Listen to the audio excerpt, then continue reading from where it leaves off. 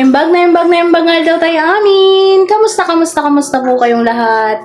Sana po nasa mabuti kayong kalagayan saan man panig kayong mundo naroroon. Yun no? Hello po, for today's video ay magluluto naman po tayo ulit. Ito po ay kakaiba kasi madalang pa po ang nakagawa ng ganitong vlog. Although meron na po pero kukunti pa po yung nakita ko na nagluluto po na ito. So tara po at itry ko pong i-share sa inyo yung unti kong kaalaman dito sa utahing to or sa recipe na to. So, ito po ay, papaalala ko lang po ulit sa inyo. Ito pong gagawin kong vlog na to ay version lamang po ni Ate Vera. At syempre, alam ko naman po na iba-iba tayo ng version. Kaya sana po kung ano man yung version ni Ate Vera ay version lang po ni Ate Vera yon. Pero kung gusto naman po ninyong gayahin at gusto nyong itry, okay lang naman po, wala namang problema. Pero sana po sa mga iba po dyan na iba yung mga version, ay wag naman ninyong husgahan kung ano yung version ng Ate Vera. Syempre, kahit saan naman, kahit mga professional na chef po yan iba-iba rin po yung mga version, di ba po?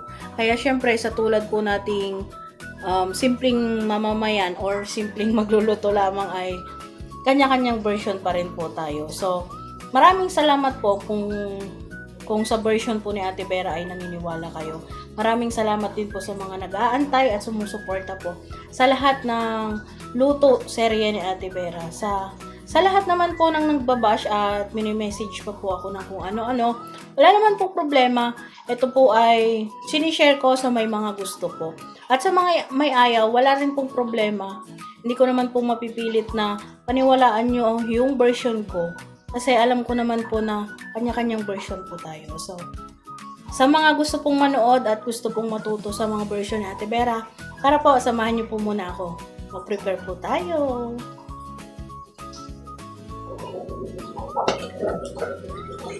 So, ayan po, meron po tayong ilang pirasong manok dito. Malalaki po yung chop niya.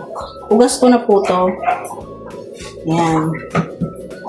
Then, meron po tayong foil. Mamaya gagamitin po natin yan. At meron po tayong ito. Malapit na sa kamatayan. Charot. Malapit na po sa malapit na sa tapunan.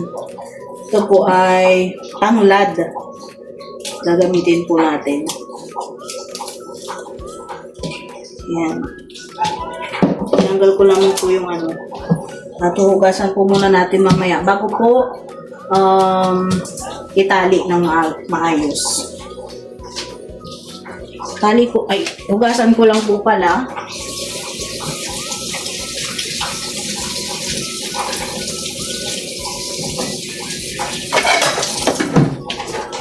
Ayan. Hugasan po natin maigi. At tatali lang po natin ng ayos. Ganyan lang po magtali nito. Ganito lang pala ako magtali kasi iba-iba naman po tayo. Ayan. Nagtira lang ako ng ilang pirasong ganyan.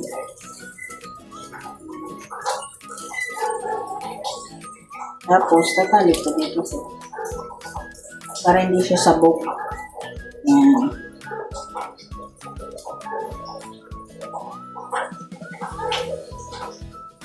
Ayan, ganyan lamang po. Ayan. Yan lang. At syempre, kukuha po tayo kukunin po natin to kasirola. At yung ating manok ay lalagay na natin isa-isa. Ayan, hugas na po yan. Ayan. At lagay na rin po natin yan. Kunin natin yung asin.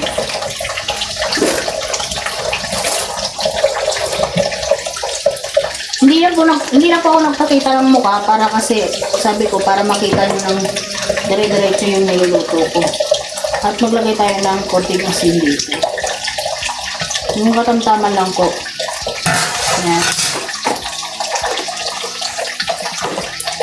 At maglagay tayo ng konting toyo para yung kulay niya ay Ayan. Konti lang po, kontrolin nyo lang po yung toyo. Kasi ang habol lang natin yung magkulay.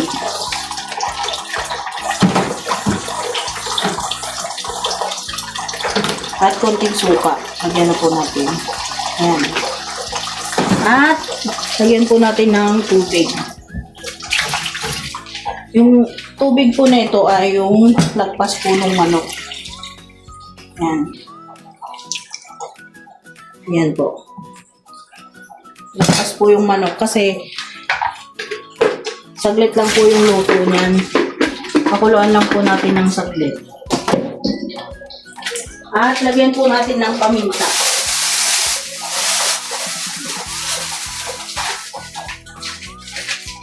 Ayan. Lagyan po natin yung paminta.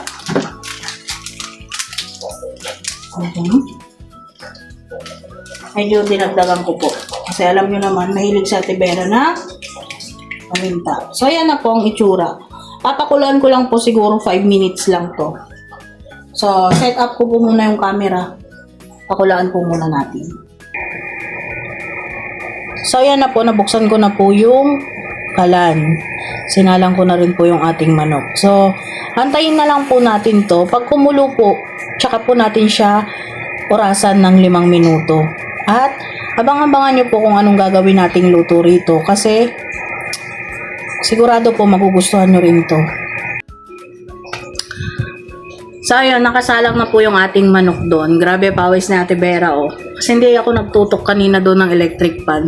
Kasi po, yung naririnig nyo minsan na maingay sa mga vlogs ko ay, kung hindi po yung electric pan, ay yung ano po yun, yung kalan, na pag yung, di ba pag nakabukas yung super kalan po ay maingay. So, hagip na hagip po sa audio ng ating vlogs. Ayun po, magulo na po yung aming higaan kasi nakahiga na po kanina si Kuya Lito. So, nandun lang po kasi siya sa CR. Kaya medyo kita nyo naman po yung ating unan ay nakakalat kasi gabi na po dito. Nagpapahinga na po ang Kuya Lito. Pero okay lang naman po kasi nagbablog naman po ako ay hindi naman ako masyadong maingay. Charot. Hindi po, sanay na po yan si Kuya Lito na naririnig po yung bunganga ko tuwing tulog po siya. Charot. Doon po siya nai-inlove sa kaingayan ko. Joke lamang po. At yun na nga po, abang-abangan po ninyo yung ating gagawin sa ating manok. Sigurado po, sa mga gustong gumaya po nito ay matutuwa po kayo kasi na-try ko na po itong iluto at hindi ko pa po ito napatikim kay Kuya Lito. So, abangan nyo din po kung ano yung magiging reaction ng Kuya Lito ninyo sa luto na to. At yun na nga, bali yun eh. Tatlong luto po ulit yung gagawin natin sa ating manok. Kaya abangan nyo po kung anong klaseng luto yun. At sigurado sa mga katulad kong hindi maselan, pwede ito kahit sa isda, pwede po itong gawin. Dahil una pong niluluto sa ganito ay isda po dati. Pero syempre, mabilis mag-improve yung ating teknolohiya, charot. Yung ating mga utak-utak pagdating sa ulam ay syempre mag-isip ng mga kakaibang putahe na makakatuwa sa mga nanonood at sumusuporta sa Vera and Lito Official. Hinihingal po ako, baka napapansin nyo, kasi sobrang init. Kanina pa po ako hinahapo kasi nga ay may hika ang inyong Ate Vera. Tuwing po mainit, ganito po ako. Hinihika po ako. Kanina pa po to, umaga, ay tanghali. Pagkatapos kong maglaba ay naramdaman ko na. Kaya huminom na po ako agad ng iniinom kong gamot. Kasi ganun po ako, kung nakaramdam na ako ay inom na ako agad. Hindi ko na antayin na lumala pa. Kasi pagka hindi ko inunuman agad, mas tatagal yung ano niya. Kaya eto, baka napapansin nyo po, medyo hingal ako.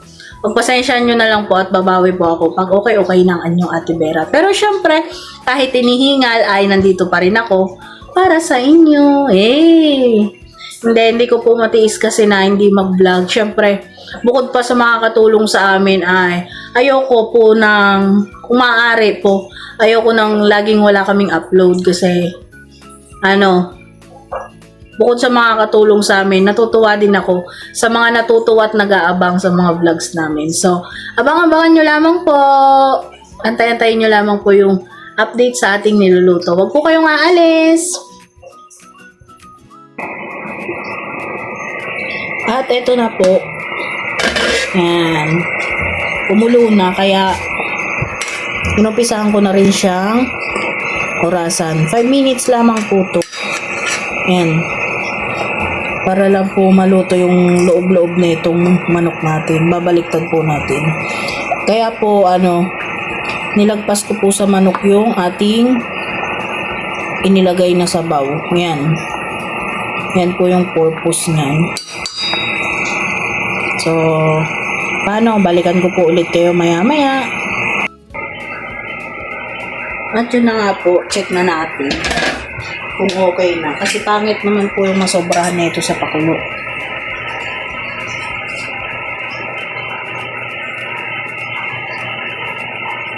Ayan. Okay naman na po to. So, tatanggalin na po natin siya dito. Patayin po muna natin. At, iahon lang po natin siya sa kahirapan. Buti pa po yung manok, may ahon sa kahirapan. Ang inyong lingkod ay hindi pa naiahon. Charot. Yan. Tanggalin lang po natin dito. Huwag naman po nating antayin sobrang lutong-luto kasi 3 luto pa po ang pagdadaanan na rin. Madami-dami pa po, matagal-tagal pa. Kaya wag po kayong aalis ha. Samahan niyo po ako. Yan. At hayaan lang po natin siyang lumamig. Yan.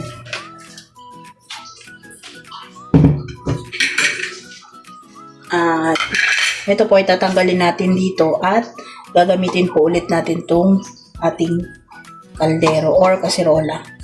So, balikan ko po kayo. So, yan na nga po. Dito na po tayo ulit. Gagamitin na po natin tong foil. Gagamitin po natin sa pagluluto, hindi po sa charot. Bubuksan ko lamang po at naka-tape pala.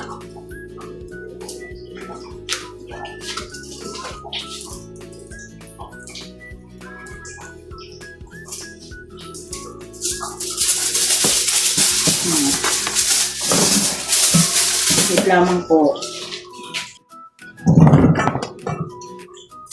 So, yun na po. Magbugunting na po tayo dito.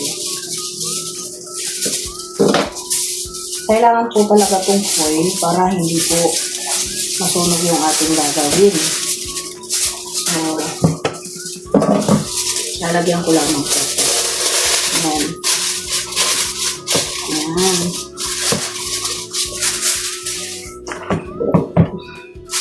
Mga 3 patong po or 4. Para hindi po masunog masyado yung ating lutuan or kasirala.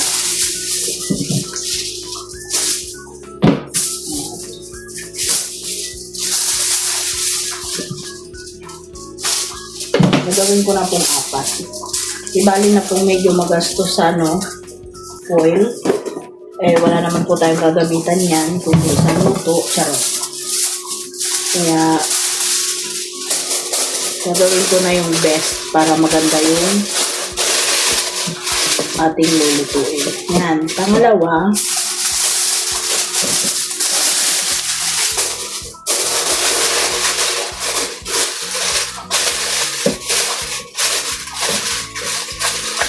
pangatlo,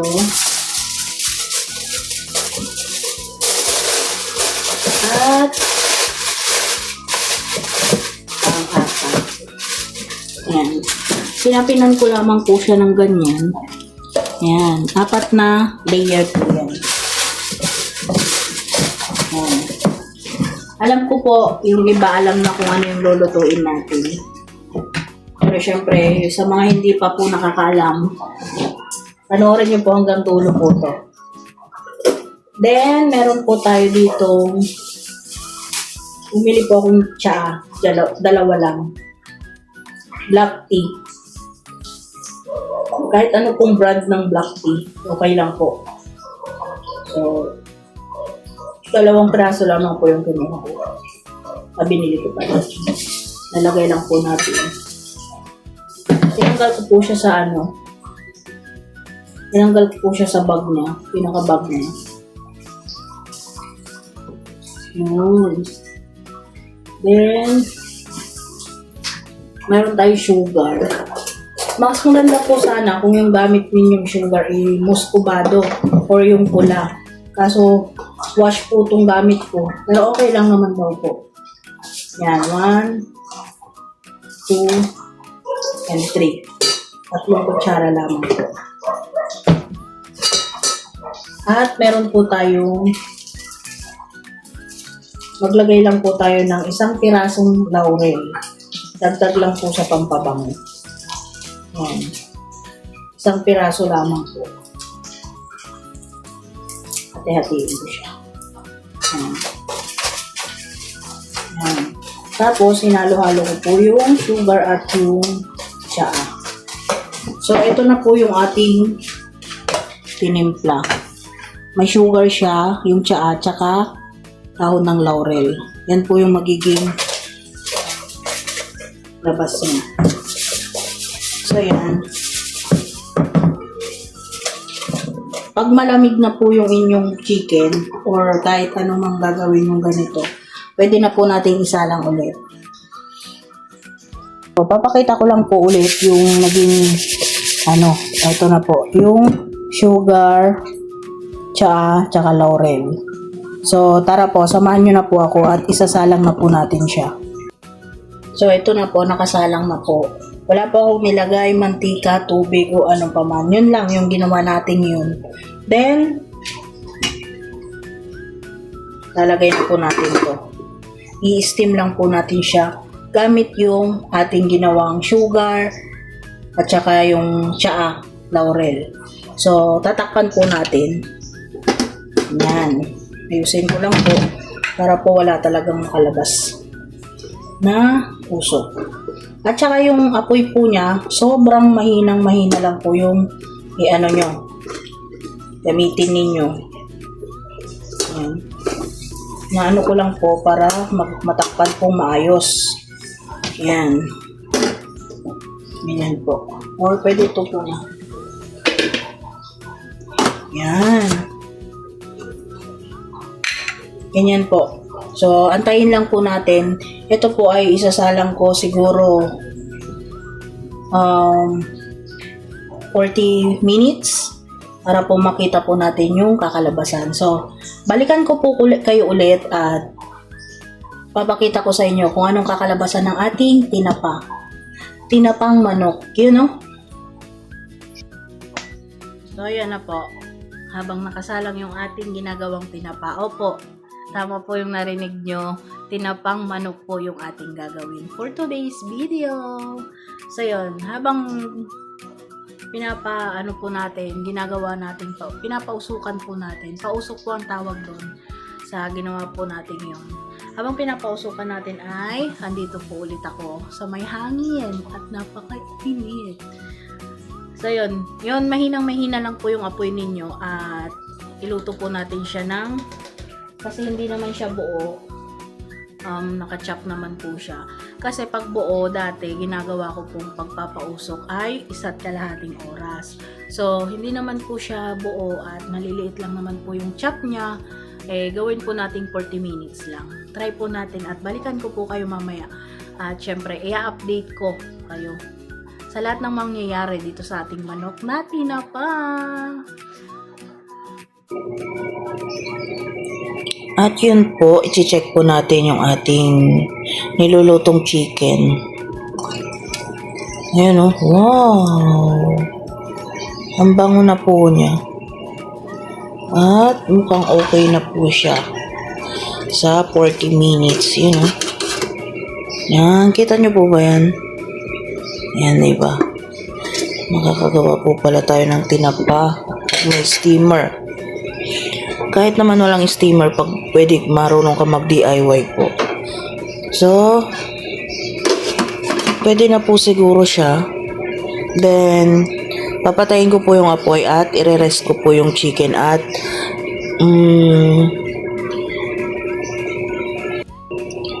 At papalamigin ko lamang po siya. Yun. Magkaroon na po ng yung takip gawa po ng Ayan. Tatapusin ko po yung 40 minutes. May 3 minutes pa po bago ko patayin at palamigin. Bago po natin isalang ulit sa panghuling luto niya. Kaya balikan ko po kayo after 3 minutes pa po. So, ayan po. Tapos na po yung 3 minutes na inaantay natin. So, ito na po siya. At mukhang okay na po. Papatayin ko na po yung apoy at i-rest po natin siya at papalamigin. Ayan. Tatanggalin ko lang po siya. At i-rest. Balikan ko po kayo. So, ayan na po siya. Pinatong ko na po siya sa plato at papalamigin lang po natin. Ito na po pala yung itsura ng pinaglutuan natin. So, check po natin kung nasunog pa rin po yung ating kaldero or kaserola. Walang po tayo ng ipit. Ito po yung purpose ng paglalagay po natin ng foil. So, yan. Yan po ang itsura. Hindi po masyado. Kasi po pag walang foil ay sobrang sunog po yan. Tingnan nyo po yung nangyari dito sa Yan. So, ayan po ang magiging itsura. Yan. At kailangan po pala, madagdag ko lang po, bago po pala isalang ito dito sa pagpapa-smoke, itong chicken, kailangan po antayin yung, di ba, pinakuluan nyo po. Antayin nyo pong malamig siya at hindi na siya tumutulo, natiktikan na siya. Pa-dry nyo po siya maigi para po hindi magkaroon ng sabaw yung pagpapa-smoke nyo. Kasi once po na may hindi pa siya dry, magkakasabaw po yun, tatagal po yung pagpapa-smoke nyo. So, yun lang po yung konting tip ko. So, yan na po siya. Napakabungo po at mukhang tinapa po talaga siya. Try po nating tikman mamaya. Isang luto pa po ang gagawin natin dito. So, dyan lamang po kayo. Huwag kang aalis. Abang-abang po tayo. At yun na nga po, okay na po yung ating tinapa. Nagpainit na rin po ako ng kawali para sa pangatlong pagluluto natin sa ating chicken. Ipiprito ko lang po siya, yung saglitan lang po na prito. Kasi lutong-luto naman na po yun. Yan, painit lang po tayong mantika.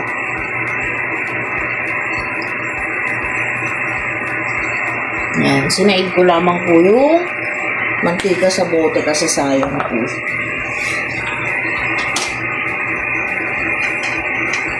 Hintayin lamang po natin uminit ng maigi at kahit konting lang po, konting pagprito na lang.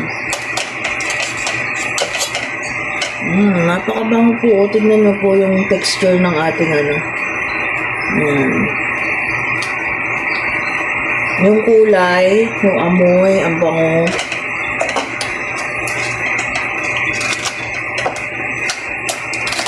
So, pwede na po natin ilagay.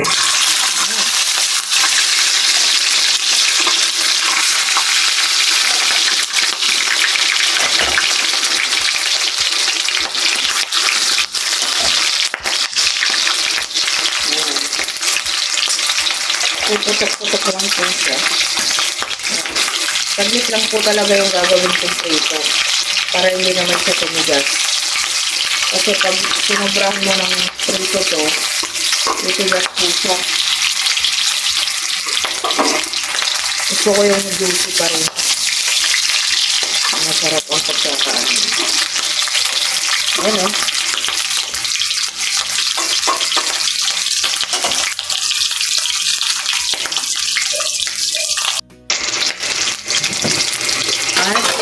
Okay na po siya.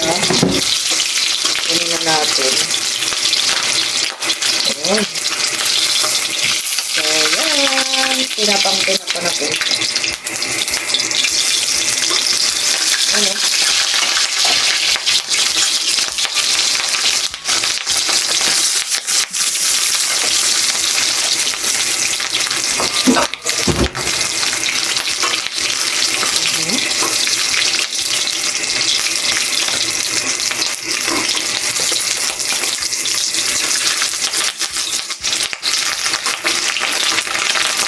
po kayong mag-alala, kahit saglit na lang po yung luto niya ay okay na siya kasi pangatlong luto na to. Nasa inyo naman po yun, makikita nyo naman at mararamdaman nyo kung ang pagkakaluto ay okay na.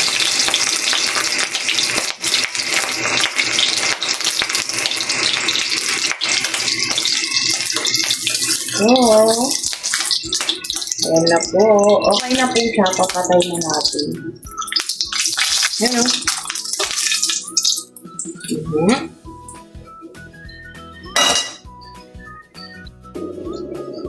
So, okay na po ang ating tinapang manok or smoked chicken. Yan.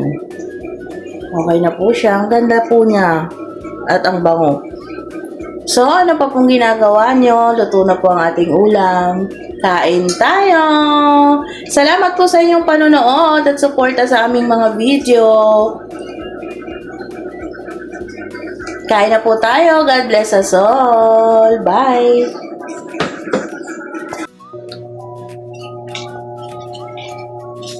Anong bango naman yan, Han? Pwedeng patikim? Tikim lang kasi kakatapos ko lang magkape. Gusto ko Dali na lang. magtikman. Ang bango talaga eh.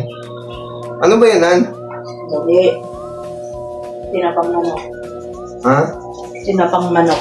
Tinapang manok? Pwede ba yun? Ngayon. Patikim? Tikman po natin. Amayin mo muna. Ang bango nga eh. Kanina ko pa na, ano eh. Naliligo po ako kasi naamoy ko na. Kanina. Ah, naligo ka kasi naamoy mo na. Alin? Ay, yung niluluto mo. Kala ko sarili mo. Yung niluluto niya po. Pukaw ka talaga. Ah, wait lang. Tinapang manok. Wala, baka hindi luto-loob. Hindi pala yun. Tinapang manok. Wow! Tanyo po, oh. Kasi nakailang luto na tayo, diba? Juicy pa rin. Kasi hindi na natin masyadong prinito. Pero lutong-luto po yung loob, oh. Ang bango ni. Tikman mo. Hindi talaga yun. Pwede naman, hindi mo magre-reklamo yan. Pero ngayon lang po kasi ngayon ko lang nga ipapatikim to kay Kuya Lito. Pero dati nakakapag-try na po ako nito. Tingnan po natin.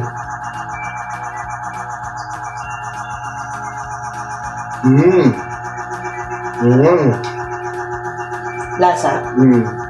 Lasa ng ano?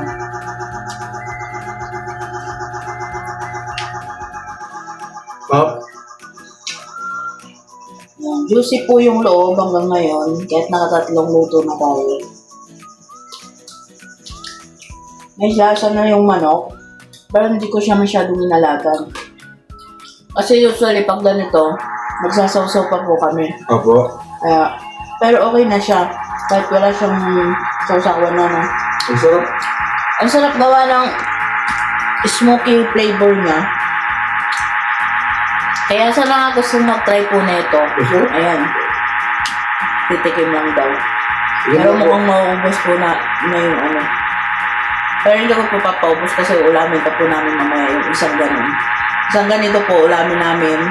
Tapos yung iba, bukas or mamayang gabi. So yun, marami man pong pinagdaanan tong ating chicken. Matagal man yung proseso. Kahit kukunti po yung aking ginawa, tinuloy ko pa rin tong excuse me. Tinuloy ko pa rin tong recipe na to kasi gusto ko lamang pong ma-share sa inyo ang ganitong recipe. At syempre, papaalala ko po ulit sa inyo, ang recipe na to ay version ni Ate Vera at may mga iba-iba po naman tayong version. Alam ko po yun, kaya sa mga tatangkilik po at sa mga gagaya ay maraming salamat po. Pero sure ko po, pag once na ginaya nyo to, matagal man ang proseso, hindi po kayo magsisisi kasi sa lasa po ay panalo. Opo. So, siguro hanggang dito na lamang po. Mamaya pa po kasi kami kakain. Pagkatapos po na ito, edit ko po agad para po ma-share ko na po sa inyo agad-agad. Excited! Excited po sa Ate Bella kasi Ang tagal ko na po itong ang tagal ko na itong nasa isip na i-share sa inyo. Kaso nga sabi ko, napakahabang kasing proseso. Naisip ko, charot. Naisip ko nga na gusto ko nang i-share sa inyo kahit konting chicken lang yung gagamitin natin. Mahaba man yung proseso, at least na-share ko sa inyo kung paano. Nasa inyo na po yun kung maramihan kayo magluto or kontihan. Sa may mga ref po dyan, may mga freezer, okay lang po to pag magluto kayo ng maramihan. Kahit ilang patong po yung steamer na gagamitin nyo, okay po siya kasi pwede po siyang frozen para po frozen. Para magpiprito na lang kayo para hindi matagal yung proseso. Pero talagang kung gusto niyo magluto nito or matry, makakapaglaan po talaga kayo ng medyo mahaba-habang oras. Kasi yung pagpapakulo pa lang, tapos i-dry mo siya, kailangan dry po siya. Then after yung i-smoke mo po siya, kailangan talagang pulido yung pagkaka-smoke ninyo. Then after, rest po ulit, pagpahinga mo siya at palamigin bago po prito. Kaya kailangan po talaga ng tiyaga dito. Tiyaga sa ganitong mga recipe. Tiyaga at oras ang talagang pupuhunanin mo rito. Hindi man po siya magastos kasi, di ba, ano lang po yung nagastos ko, nandiyan naman po sa unahan ng ating video. So, yung oras lang po talaga ang kailangan dito. Pero kung ako sa inyo na may mga freezer, gagawa na ako ng medyo madami. Tignan mo po kuya nito. Gagawa na ako ng medyo madami, freezer ko na lang. At pwede po itong gawing negosyo para sa mga gustong mag-umpisa po ng negosyo dyan. Pwede po. Kung gusto nyo pong gayahin yung recipe ng Ate Vera, okay lang po. Kung may dadagdag naman kayo sa mga ginawa ng Ate Vera, okay lang din po. Pero hanggang dito na lamang po ulit ang aming video. May dumudukot. So hanggang dito na lamang po ulit ang aming mga video. Salamat po. Sana po supportahan at please po paki-share naman, parang awan nyo na. At ngayon pa lamang po advance. Maraming salamat na po. So hanggang dito na lamang po muli. Ingat po kayo lagi. God bless us all. Bye! Kain po pala tayo. Tikim tayo. So excited namin. Di na po namin kayo naaya. So bye!